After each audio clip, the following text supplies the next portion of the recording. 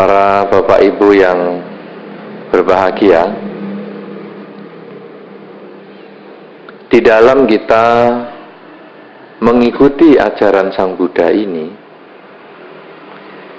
sesungguhnya ada satu hal yang menjadi pokok di dalam ajaran Sang Buddha, yaitu bagaimana seseorang mengolah pikiran. Kenapa demikian? Karena semua yang terjadi di dalam lingkungan kita, yang terjadi di sekitar kita, ini semua sebetulnya bersifat netral. Cuman karena kita kadang memandang dari sudut yang negatif, maka muncullah penderitaan. Kalau kita memandang dari sudut yang positif, muncullah kebahagiaan. Oleh karena itu, mengolah pikiran atau manajemen pikiran ini yang paling penting. Di dalam Dhammapada pada ayat yang pertama, kalau begitu dibuka, yang ada adalah pikiran pelopor segalanya. Ya, berarti apa yang kita lakukan sebagai seorang umat Buddha adalah mengolah pikiran kita. Walaupun perbuatan kita baik, kita sering ke wihara, kita sering membantu orang, walaupun ucapan kita baik, sering mengucapkan kata-kata yang manis, menghindari misuh-misuh, menghindari maki-maki. Ucapan baik, perilaku baik bukan jaminan pikiran baik. Anda mungkin sudah bisa merasakan walaupun tidak pernah misuh, walaupun Anda tidak pernah melakukan perilaku jahat, tetapi kadang-kadang di dalam pikiran kita masih bisa misuh-misuh. Di dalam pikiran kita kadang masih punya keinginan berbuat jahat, tetapi hanya sampai pada pikiran. Padahal di dalam Dharma, walaupun kita hanya mikiri kejahatan, walaupun kita mikiri misuh-misuh, walaupun belum diomongkan, itu sebetulnya kita sudah bikin karma buruk. Nah, oleh karena itu saudara-saudara, pikiran inilah yang perlu kita atur. Karena kekuatan pikiran ini luar biasa. Pernah ada satu kesempatan, ada kejadian seorang tukang yang biasa kerja di toko daging. Nah, mungkin para bapak ibu bisa membayangkan, kalau ibu bapak beli daging, kan dimasukkan ke kulkas, ya toh? Ya, betul kan ya, dimasukkan ke lemari pendingin. Itu kalau daging cuma sekilo, 2 kilo biar tidak busuk. Tetapi kalau daging itu sudah ratusan kilo, masuknya ke apa namanya? Dia namanya cold storage. Cold storage itu artinya ya pendinginan, ruang tempat penyimpanan yang dingin. Itu bisa gedenya lebih gede dengan gedung ini 3-4 kali lipat. Dan dinginnya ya seperti kulkas, ya, sehingga kalau masuk ke situ harus pakai apa itu, mantel. Nah, dulu saya pernah suruh ngepretin cold storage itu, ya sebetulnya bukan hanya cold storage-nya saja, seluruh bangunan, perkantoran dan sebagainya, termasuk ruang pendinginan itu. Nah, karena saya ngepret kan, saya cepetan aja masuk, set begitu. Wah, memang di dalam dingin sekali. Sudah begitu keluar, wah, mata nggak kelihatan apa-apa. Kenapa? Kacamatanya ngembun. Wah, dinginnya memang luar biasa. Nah sekarang Anda bisa bayangkan seperti itu. Jadi orang kalau kerja di sana semua pakai jaket dan ini ada topinya semua. Jadi mukanya kalau ada kumisnya apa kadang-kadang wah sudah model kedinginan begitu. Nah, ini pekerja ini adalah ngurusi daging di sebuah cold storage atau tempat penyimpanan yang dingin tersebut. Nah, pada satu ketika pekerja ini hari Sabtu dia beres-beresi pekerjaan di situ, tahu-tahu kekunci. Jadi kuncinya itu dari luar. Ya biasanya kuncinya ya kayak mobil box begitu loh ya. Jadi dikunci dari luar. Nah dari dalam itu biasanya bisa ngebel. Ngebel kalau kekuncian dibel biar ada orang yang bukain.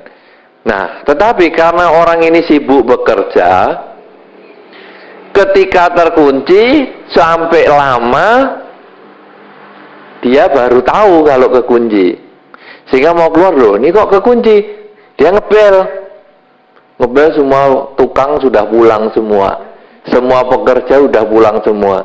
Lalu dia ngitung, loh ini kan hari Sabtu. Minggu atau besok tidak ada orang kerja. Wah kerja-kerja Senin. Wah ini gimana saya di dalam begini? Wah, saya bisa mati ini. Apalagi di situ itu suhunya biasanya selalu turun. Setiap berapa jam sekali turun, setiap berapa jam sekali diturunkan. Terus begitu terus. Wah, ini saya kan mati beku ini di dalam. Nah, lalu bagaimana? Sudahlah. Sambil saya menunggu mati saya maksudnya, saya mau nulis seadanya. Nah, jadi dia itu laporan, kertas laporan daging jumlahnya berapa, ya. Ini daging itu jumlahnya berapa, itu baliknya untuk nulisi laporan dia. Pada jam segini udara dinginnya masih tertahan. Ya, rasanya belum terlalu lapar. Nah, laporan dia bikin macam-macam. 2 jam lagi dia laporan lagi. Wah, udara sudah mulai tambah dingin. Karena otomatis pengatur cuaca menurun. Badan saya mulai menggigil. Demikian seterusnya. Dia isi terus. Sampai hari Senin, temannya masuk, orangnya sudah mati dan catatannya banyak. Nah, lalu orang itu membaca, teman-temannya membaca catatannya ini. Wah, merupakan catatan orang yang mau meninggal dengan cara yang sangat lengkap, termasuk penurunan suhu yang sekian jam itu dia ceritakan dengan baik sekali. Lalu temannya itu ngecek, bener nggak suhunya itu otomatisnya dihidupkan? Ternyata otomatisnya itu tidak dihidupkan. Jadi suhu pertama orang itu masuk sampai hari Senin itu sama. Tetapi karena orang ini sudah punya pikiran, ini suhu mesti menurun lagi. Jadi makin terasa menggigil, makin terasa wah sangat dingin, sampai akhirnya dia itu sebetulnya mati kena pikirannya sendiri. Ya, ini cerita ini sungguh-sungguh terjadi. Nah, jadi saudara-saudara, pikiran yang sedemikian kuat mempengaruhi kita sampai orang itu bisa stres seperti itu, bahkan sampai mengalami kematian. Contoh yang gampang lagi, kita semua nggak usah cerita tentang kematian, tapi kita cerita masuk ke sebuah ruangan. Katakanlah tempat ini ada masalah ini. Anda masuk siang sendirian di tempat ini, dengan masuk malam hari sendirian di tempat ini, pikiran Anda itu sebetulnya lain nanti. Pernah nyoba malam-malam sendirian masuk sini? Pernah belum? Ada yang pernah siapa? Lain sama siang masuk apa sama? Tidak sama toh?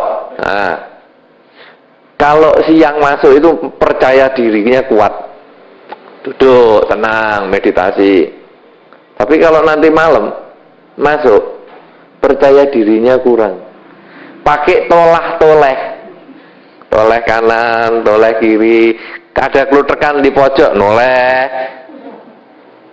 Kenapa demikian? Padahal tempatnya sama, ruangannya ya ini, Buddha rupanya ya ini. Tetapi kenapa kita kalau gelap takut? Itu kan karena pikiran kita sendiri. Orang yang buta masuk tempat sini siang atau malam sama saja. Tetapi kita yang melek masuk siang dan malam jadi berbeda. Ini sebetulnya hanya permainan pikiran. Nah, saudara-saudara, ini membuktikan bahwa sebetulnya manajemen pikiran itu sangat penting. Di dalam Dharma, manajemen pikiran ini betul-betul menjadi yang paling pokok. Anda sekarang jalan lewat jembatan yang sempit, pernah? Takut? Ya toh? Nah, coba sekarang lebar yang sama. Misalnya jembatan itu berapa? 30 cm ya. Sekarang kan keramik itu juga 30 cm. Coba para bapak ibu jalan di satu garis keramik. Ogalagil enggak coba? Enggak toh? Lebarnya sama. Iya kan, 30 cm, sama-sama 30 cm. Tapi kalau 30 cm itu dari bambu dua, yang pinggirnya atau dalamnya itu nanti bawahnya itu 5 meter, takut. Ya kan? Tapi kalau jalan keramik ini 30 cm, ibu jalan satu-satu santai, noleh kanan, noleh kiri juga berani. Padahal lebarnya sama. Tetapi kenapa kalau bawahnya itu selokan yang 5 meter kok takut? Karena pikiran kita. Semua ini sebetulnya hanya karena pikiran. Nah, oleh karena itu sebetulnya manajemen Buddhis ini apa? Bagaimana supaya kita tidak takut? Berada di tempat yang dingin, bagaimana kita supaya bisa menenangkan pikiran? Masuki ruangan yang gelap, bagaimana kita supaya bisa menenangkan pikiran? Padahal waktu terang kita juga sudah pernah masuk ruangan itu. Jalan ngewot, meniti, bahasa Indonesianya, ngewot itu meniti. Meniti 30 cm. Bagaimana supaya saya tidak takut? Kalau bapak-bapak jalan di wuwungan, ya toh? Wuwungan itu kalau lihat bawah ya ngeri-ngeri. Padahal kalau meniti keramik ini ya biasa-biasa, ya tidak ada masalah. Nah, sekarang bagaimana? Apa yang harus kita lakukan sebetulnya? Sebetulnya kita itu supaya muncul keberanian dalam menghadapi segala situasi adalah belajar konsentrasi. Kuncinya cuman pada konsentrasi. Kalau sekarang para bapak ibu yang masuk ruangan ini, ketika siang berani, waktu malam takut. Kenapa? Karena pikiran tidak konsentrasi. Wah, nanti kalau saya malam-malam begini ada tangan tahu-tahu pegang hidung saya, bagaimana ya? Ini pikirannya sudah menyimpang. Nanti kalau tahu-tahu ada tangan nepuk-nepuk pundak saya, lalu saya noleh cuma tangan saja, tidak ada kaki, tidak ada badannya, gimana ya? Itu pikiran. Padahal kenyataan kita tidak dipegang hidung kita. Kenyataan kita tidak dipegang pundak kita. Kita itu terlalu kreatif memikirkan yang macam-macam sampai muncul rasa takut. Demikian pula dengan meniti. Ini yang jelas sekali, ngewot itu. Anda kan waktu jalan itu kan mikir, aduh nanti ini kalau jatuh gimana ya? Aduh ini kalau jatuh gimana? Jatuh sungguhan.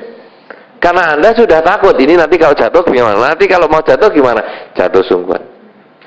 Tapi kalau Anda sekarang ngewot keramik, meniti keramik, alah, tidak mungkin jatuh saya. Loh, Anda bisa noleh-noleh dengan tenang. Kenapa? Karena pikiran Anda pada saat ngewot keramik itu, meniti keramik, pikiran Anda konsentrasi. Anda tidak merasa takut. Tapi ketika Anda itu melihat ke bawah yang dalamnya selokan itu misalnya 5 meter, Anda itu pikirannya sudah menyimpang-nyimpang. Nanti kalau saya jatuh gimana ya? Nanti kalau saya kepleset gimana ya? Nanti kalau ini jembatannya rubuh gimana ya? Itu yang membuat kita menjadi stres. Nah, dalam kehidupan sehari-hari, pikiran seperti ini juga muncul. Para bapak ibu sebelum dulu berumah tangga, kadang-kadang mau milih bojo, itu juga mikir, ini gimana ya bojo saya nih? Apa baik terus ya selamanya? Nanti gimana ya kalau dia suka sama orang lain? Gimana ya kalau dia sudah nggak suka lagi sama saya? Mikir begitu nggak dulu waktu milih pasangan hidup? Pernah kepikir? Atau alah sudah, pokoknya sentuk ya bumbung kesempatan udah. Tapi kan pasti mikir toh. Nah, oleh karena itu yang kadang-kadang lalu membuat orang jadi takut. Takut berumah tangga. Waduh, nanti kalau bojo saya jelek gimana ini? Nanti saya akan kecewa, saya menderita. Akhirnya tidak berani mencoba. Sama dengan meniti yang 30 cm tadi.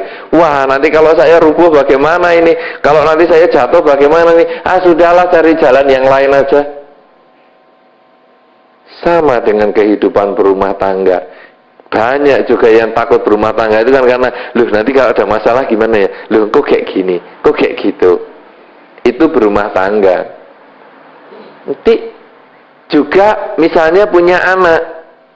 Aduh, nanti kalau punya anak nggak ada hidungnya gimana ya? Duh, punya anak nggak punya tangan gimana ya? Punya anak nggak ada kepalanya gimana? Takut punya anak. Maka begitu lahir anak, yang ditanya, utuh nggak anakku? Nah, ibu-ibu yang sudah melahirkan, waktu melahirkan yang dibingungi utuh atau enggak, atau alah karpe biar aja, utuh ya syukur, enggak utuh ya sudah. Gimana ibu-ibu? Apa yang ditanyakan pertama? Laki apa perempuan? Lah kalau enggak utuh apa ya tetap ditanya? Hah? Ditanya enggak utuh apa enggak? Ada itu irungi enggak? Normal enggak? Nah, ya itu sempurna atau enggak itu sebetulnya bahasa utuh atau enggak kan begitu. Ya, kenapa? Karena kita sebetulnya takut. Duh, nanti gimana ya?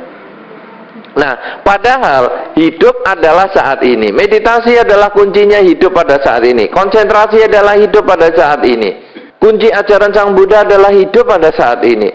Maka kalau kita melahirkan, yang penting adalah hidup pada saat ini. Bayinya bentuknya apa, anak atau ini laki atau perempuan, itu sudah kita akan terima itu sebagaimana adanya. Punya tangan atau tidak, enggak usah kecewa. Bisa ngomong atau enggak usah kecewa. Matanya 1 atau 3, enggak usah kecewa. Pokoknya jalani saja. Sama dengan meniti jembatan 30 cm. Pokoknya jalani saja. Karena dengan kita jalani saja, maka kita akan tahu apakah kita mampu menyelesaikan masalah itu atau tidak. Berapa banyak dalam kehidupan kita, kalau kita disuruh selalu ngomong tidak bisa. Misalnya, para bapak ibu disuruh memberikan sambutan. Ayo sambutan. Tidak bisa. Loh, itu yang diomong pertama, tidak bisa. Padahal kalau orang semua bisa ngomong dengan normal, sambutan ya sama aja. Ibu bapak kan pinter tau cerita sampai semalam suntuk ngobrol kan bisa. Sambutan ya sama. Cuman pendengarnya yang lain. Ibu dan bapak ngomongnya sama, pendengarnya yang lebih banyak. Tapi mesti yang dikatakan enggak bisa. Nah, akhirnya karena ngomong tidak bisa sungguhan. Kenapa Anda mengatakan tidak bisa? Karena Anda nanti berpikir, duh nanti aku diketawain, aduh nanti aku di depan ngomong apa ya, aduh nanti beginilah. Ibu dan bapak itu tidak konsentrasi, tidak hidup pada saat ini. Dengan begitu ibu dan bapak itu seperti pekerja yang tadi masuk ke cold storage tadi. Mikirnya aduh tambah dingin ini, mesti tambah dingin ini, tambah dingin, akhirnya mati sendiri. Demikian pula yang orang disuruh sambutan, aduh nanti saya ngomong mesti diketawain ini, coba yang sana ketawa, sana ketawa, waduh ngetawain saya, waduh dengkulnya tambah gemeteran, diketawain sungguhan. Sama dengan ngewot itu toh, karena aduh nanti jatuh sungguhan. Sekarang aduh aku diketawain nih, diketawain sungguhan, karena kita sudah grogi. Nah, oleh karena itu saudara-saudara, para bapak dan ibu, coba kalau kita mau jalani Dharma bukan hanya baca parita, Dharma bukan hanya tinggal di wihara, Dharma bukan hanya hidup di wihara atau hanya ada di wihara. Dharma itu ada di dalam kehidupan sehari-hari. Selama para bapak ibu masih punya takut, masih punya gelisah, masih punya rasa cemas, masih punya rasa ragu-ragu seperti meniti lebar 30 cm itu, berarti para bapak ibu itu masih belum kuat konsentrasinya, masih belum punya rasa percaya diri bahwa hidup adalah saat ini. Pikiran ibu hanya nanti kalau ada apa-apa gimana ya, pikiran bapak-bapak engkau kayak gini, kok kayak ngono. Artinya apa? Jangan-jangan nanti jadi begini, jangan-jangan nanti jadi begitu, jangan-jangan akhirnya jangan sungguhan. Kenapa? Karena kita sudah jangan-jangan, tidak boleh. Coba di dalam kehidupan ini dijalani. Ayo dagang ini, aduh enggak bisa saya dagang. Lah sudah enggak bisa sungguhan. Ayo kerja ini, aduh saya enggak bisa. Ayo sambutan, aduh dengkul saya lemes. Ayo coba tanya, aduh saya enggak berani kalau tanya. Ya, selama kita selalu ngomong tidak bisa, jadilah kita tidak bisa. Tapi selama kita yakin saya bisa, pasti saya juga bisa. Nah, oleh karena itu saudara-saudara, para bapak dan ibu, marilah kita mencoba mengatur cara berpikir kita. Inilah yang disebut manajemen Buddhis, yang merupakan satu cara mengatur pikiran kita. Karena di dalam Dharma sebetulnya yang di-manage, yang diolah adalah pikiran. Karena pikiran adalah pelopor segalanya. Suka dan duka muncul dari pikiran. Jangan sampai kita nanti sama seperti karyawan yang di cold storage tadi, yang mati hanya karena pikirannya sendiri. Karena itu jangan takut kemana-mana. Masuk ruangan ini belajar dulu, atau di rumah ibu bapak sendiri. Kan ada misalnya pojok yang gelap, dapur atau kebonan. Kalau siang kok berani, kalau malam kok takut. Coba sekarang kalau malam datangi, lalu berpikir, kenapa saya takut? Apa yang saya takutkan? Siang dan malam kan sama saja. Nah, kalau ibu bapak sudah berani mencoba begitu, ada peningkatan di dalam kualitas diri para bapak dan ibu, maka para bapak ibu sudah melaksanakan manajemen pikiran. Dan itu sebetulnya adalah cocok sesuai dengan Dharma. Karena itu para bapak ibu, jangan takut menghadapi masa depan. Hidup adalah mulai saat ini. Masa depan adalah saat ini yang akan datang. Masa lalu adalah saat ini yang sudah lewat. Jalani kehidupan ini setiap saat. Sadarilah selalu hidup saat ini. Maka ketakutan, kegelisahan, kekecewaan, kecemasan, keraguan-raguan akan lenyap. Yang ada adalah saya bisa, dan saya bisa. Bukan aku nggak bisa. Suruh ceramah nggak bisa, suruh tanya nggak bisa, suruh masak nggak bisa, suruh kerja nggak bisa. Lalu kerja bisanya apa nanti? Bisanya ngomong tidak bisa itu. Ya, oleh karena itu, marilah kita coba sedikit demi sedikit mengubah cara berpikir kita, karena inilah sebetulnya manfaat kita menjadi seorang umat Buddha. Semoga semangat mengubah cara berpikir kita ini menjadi semangat hidup kita. Semoga kita menjadi berbahagia karena kita bisa mengubah cara berpikir kita, menghilangkan ketakutan, kegelisahan, kecemasan, dan keraguan-raguan. Semoga semua makhluk, baik yang tampak maupun yang tidak tampak, memperoleh kebaikan dan kebahagiaan sesuai dengan kondisi karmanya masing-masing. Sabbe sata bhavantu sukhitata.